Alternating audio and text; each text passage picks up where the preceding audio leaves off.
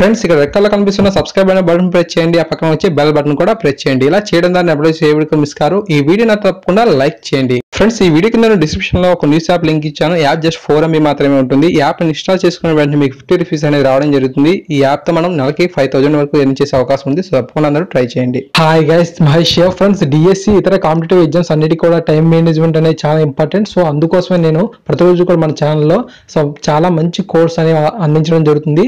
ఈ యొక్క కోర్స్ ద్వారా మీరు ఎటువంటి సమాచారం అయినా సరే చాలా సింపుల్ గా నేర్చుకోగలుగుతారు. మీ లైఫ్ లో ఎప్పటికీ కూడా మీరు మర్చిపోలేరు అన్నమాట. సో అంత ఫన్నీగా అండ్ అంత నాలెడ్జబుల్ గా ఉంటాయి ఆ కోర్స్ అనేవి. సో ఈ రోజు మనం ఫ్రెండ్స్ ఇప్పుడు మనం G8 సభ్యత్వంలో గల దేశాలను పరిశీలిద్దాం. సో దీనికి చాలా ఫన్నీ కోడ్ అనేది ఉంది. సో ఇది మీకు చాలా యూస్ఫుల్ గా ఉంటుంది. తప్పకుండా ఈ కోడ్ నచ్చితే 100 లైక్స్ ఇవ్వండి. నెక్స్ట్ మనం G20 సార్క్ లో ఏ దేశాలు ఉన్నాయి వాటికి సంబంధించి కూడా కోడ్ అనేది చెప్తాను. ఓకేనా? అంతేకాకుండా ఫ్రెండ్స్ మనకు ఈ యొక్క G8 సభ్యత్వ దేశాలను గుర్తుంచుకోవడానికి మన ఛానల్ పేరు ఒకసారి చెప్పండి. మన ఛానల్ పేరు ఏం పేరు? ఎడ్యుకేషన్ గురూజీ.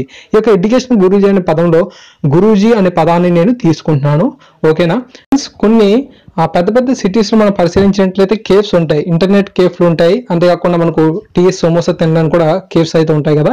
ఆ యొక్క కేఫ్ అనే పదాన్ని కూడా నేను ఇప్పుడు రాస్తున్నాను. సో ఇది కూడా మనకు ఒక కోడ్ లో భాగం. సో కోడ్ ఏంటి? గురూజీ కేఫ్ అనమాట. సో గురూజీ కేఫ్ అనే పదాన్ని గుర్తుంచుకుంటే మనం ఈ యొక్క G8 లో సభ్యత్వంగా దేశాలను మీరు గుర్తుంచుకోగలుగుతారు. సో ఈ యొక్క గురూజీ కేఫ్ లో మనం చూసినట్లయితే G అంటే జర్మనీ. ఓకేనా?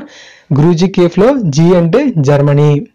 తర్వాత మనకు U అనేది ఉంది.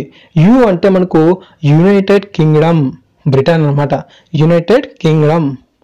UK అంటే యునైటెడ్ కింగ్డమ్, బ్రిటన్ అనమాట. సో యునైటెడ్ కింగ్డమ్ అన్నా లేదంటే బ్రిటన్ అన్నా సరే మనకు మీరు సమాధానం అయితే గుర్తుంచుకోండి. తర్వాత మనకు RU ఉంది. గురూజీలో RU ఉంది. ఈ RU అంటే మనకు చూసిన వెంటనే తెలుస్తుంది రష్యా. ఓకేనా? RU అంటే రష్యా అనే పదాన్ని గుర్తుంచుకోండి. తర్వాత మనకు J ఉంది. ఓకేనా? గురూజీలో J ఉంది. J అంటే మనకు జపాన్. ఓకేనా? J అంటే మనకు జపాన్. సో అది కూడా రాస్తున్నాను. సో నెక్స్ట్ మనకు I అని ఉంది. సో I అంటే ఇటలీ. I అంటే ఇటలీ. సో నేను చెప్పినప్పుడే మీరు కూడా బాగా ఫోకస్ చేసినట్లయితే మీరు ఈ యొక్క 3 minutes లోనే మీరు బాగా నేర్చేసుకోగలుగుతారు. సో ఓకేనా? సో I అంటే ఇటలీ. తర్వాత మనకు C ఉంది. సో గురూజీలో మనకు Germany, Britain, Russia, Japan, Italy కూడా అయ్యాయి. సో మొత్తం మనకు 5 దేశాలు అయితే వచ్చాయి. ఇంకా 3 ఉన్నాయి. సో కేఫ్ లో చూద్దాం. C లో మనకు కేఫ్ లో C ఉంది. C అంటే కెనడా. ఓకేనా? కెనడా. తర్వాత మనకు A ఉంది. ఓకేనా? సో A అంటే ఏంటంటే మనకు United States of America. United States of America అనమాట. ఓకేనా?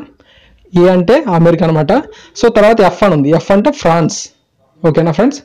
సో ఈ విధంగా మనం ఈ యొక్క G8 సభ్యత్వం గల దేశాలకి సింపుల్ కోడ్ ఏంటంటే Guruji cafe. So Germany, Britain, Russia, Japan, Italy, Canada, United States of America, France.